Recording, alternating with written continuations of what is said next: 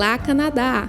Eu sou a Jéssica Bruno e você está ouvindo o primeiro episódio do podcast Brasileiros no Canadá, organizado pela Latin Cuvée.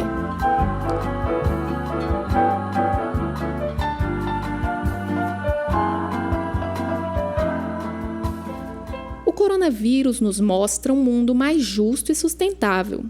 É importante revisar as maiores crises globais e comparar com a crise real, para entender o que estava errado e qual o impacto no nosso presente e no futuro. As maiores crises globais do século XXI são a recessão global e o coronavírus. As causas da grande recessão incluem uma combinação de vulnerabilidades que se desenvolveram no sistema financeiro, junto com uma série de eventos que começaram com o estouro da bolha imobiliária dos Estados Unidos entre 2005 e 2006, causando o colapso em setembro de 2008. O problema que o coronavírus ocasionou foi uma grande e repentina quebra do mercado global de ações que começou em 20 de fevereiro de 2020 e terminou em 7 de abril. Os impactos do coronavírus são tão profundos que mesmo o ressurgimento não parecerá com a recessão global, nem com a crise anterior. Dessa vez, a economia foi devastada pela ameaça à saúde pública global que descentraliza a economia para o bem público. De acordo com o Think Upstream, trazemos a você este ótimo artigo sobre o impacto do coronavírus.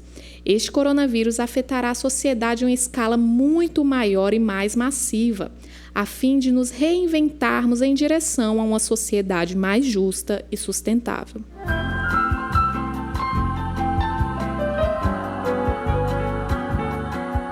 Um ecossistema frágil e o coronavírus. A pandemia do coronavírus mostrou que a saúde pública é o principal motor de tudo, desde o bem-estar da comunidade a uma economia próspera. Todas as políticas de tomada de decisão do governo devem levar em consideração a saúde em primeiro lugar, e não o lucro. A Covid-19 também expôs a miopia do orçamento de austeridade, onde os governos priorizam cortes de impostos sobre os investimentos necessários em serviços públicos, em saúde e saúde mental, educação, creches, assistência social, habitação acessível, transporte público, entre outros. Todos esses anos de cortes governamentais removeram as camadas de proteção que já deveriam estar presentes para resistirmos à tempestade da Covid-19. A Covid-19 também nos mostra que alguns serviços deveriam estar em mãos públicas, sem fins lucrativos. Também expôs elos fracos na cadeia de abastecimento e a necessidade de garantir cadeias de abastecimento domésticas que sejam resilientes e promovam iniciativas econômicas inclusivas locais.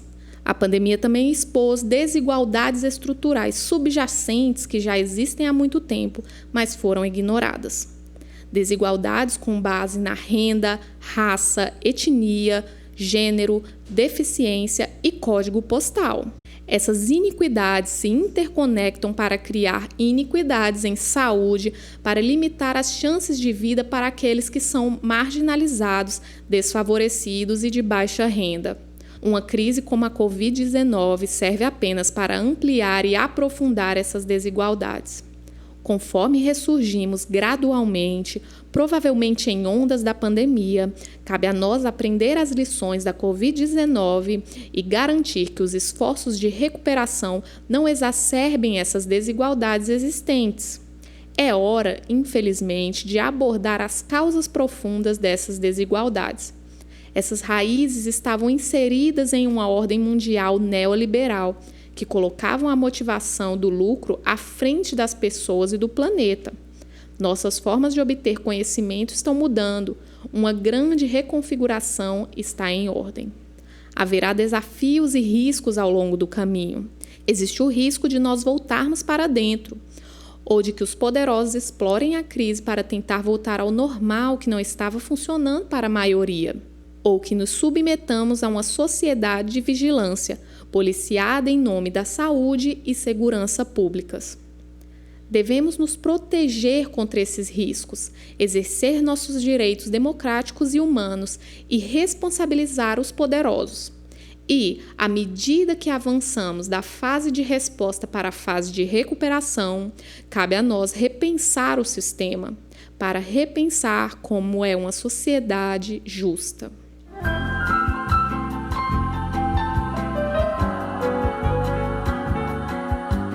Bem-estar, igualdade, inclusão, resiliência, sustentabilidade. Pessoas e planeta antes dos lucros. Esses são os princípios-chave que devem nos guiar durante a recuperação, restauração e reconstrução. Além dos princípios, uma mudança de paradigma também requer uma mudança na forma como os governos tomam decisões. Essa mudança exigirá maior cooperação intergovernamental e entre os partidos. Exigirá uma tomada de decisão que se apoia mais fortemente no consenso do que na crítica partidária. Também exigirá maior contribuição do público, das organizações da sociedade civil, dos movimentos populares, dos trabalhadores e sindicatos, das comunidades marginalizadas e desfavorecidas que foram desproporcionalmente impactadas pelo antigo sistema e pela pandemia. Os governos já estão agindo com ousadia, de maneira que ninguém poderia ter visto. Estamos aprendendo que os governos podem, de fato, conviver com dívidas, desde que seja para proteger o bem público. Mas, para se recuperar totalmente desse grande choque no sistema, uma agenda ainda mais ousada e mais coerente, a agenda do povo, é possível. Acabamos de concordar, em um piscar de olhos, que todo o nosso modo de vida deve mudar radicalmente para proteger um ao outro de um vírus invisível. A maioria de nós concordou, como um ato de solidariedade social, para manter uns aos outros seguros.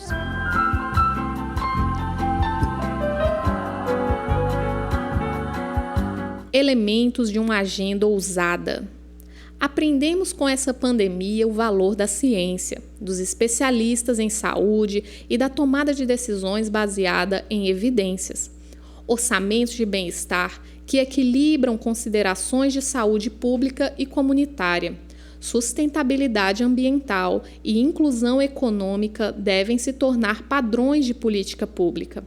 A adoção de uma abordagem de economia inclusiva para redefinir a economia, que prioriza o papel das instituições públicas âncora na criação de trabalho decente e criação de cadeias de abastecimento locais resilientes, nos deixará mais fortes, mais saudáveis e mais unidos.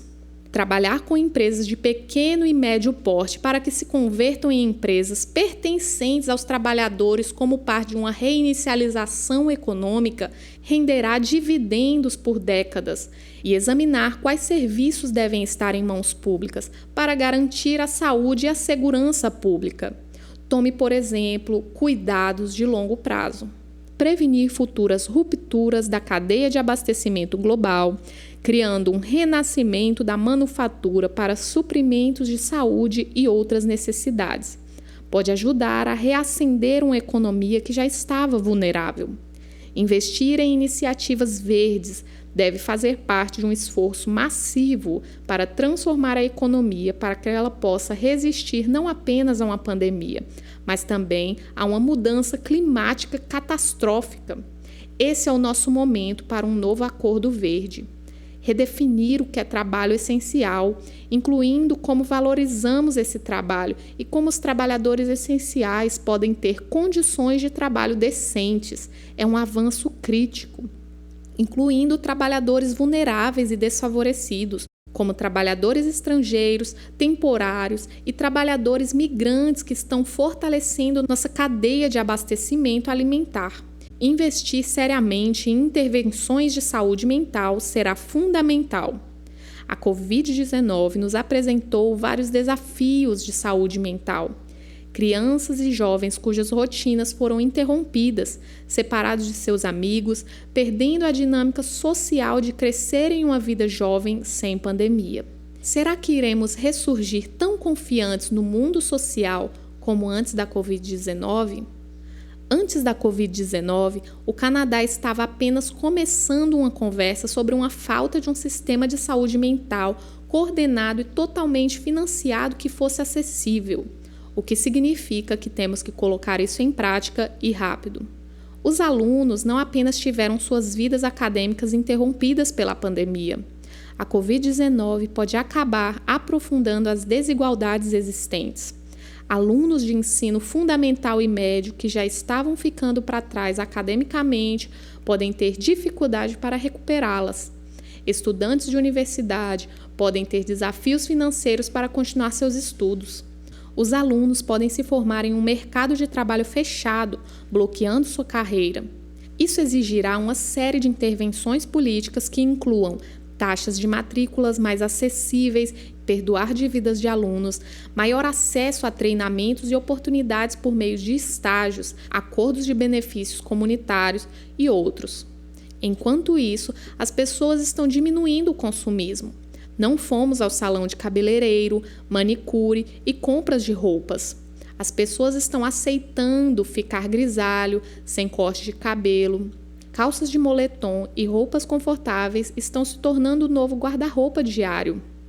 À medida que nos inclinamos profundamente para o auto-isolamento, estamos nos perguntando se realmente precisamos de um armário cheio de roupas novas. Será que podemos ficar satisfeitos apenas com o suficiente? Será que podemos garantir que os trabalhadores do setor de varejo e serviços recebam as proteções de emprego que merecem?